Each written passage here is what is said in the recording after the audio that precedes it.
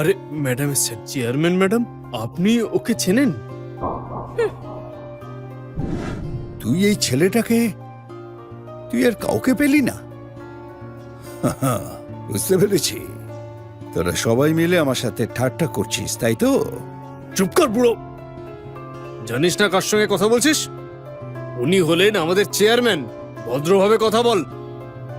এটা এটা অসম্ভব। তুই কি করে চেয়ারম্যান হলি? আমি তো জানতাম চেয়ারম্যান একজন পুরুষ। হ্যাঁ, উনি একদম ঠিকই বলেছেন। আমি আসল চেয়ারম্যান। দেখলেন তো, বলেছিলাম না চেয়ারম্যান একজন পুরুষ। মিলল তো?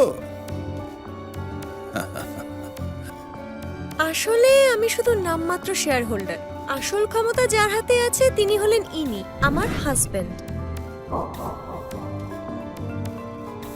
স্যার, স্যার প্লিজ প্লিজ আমাকে ক্ষমা করে দিন স্যার।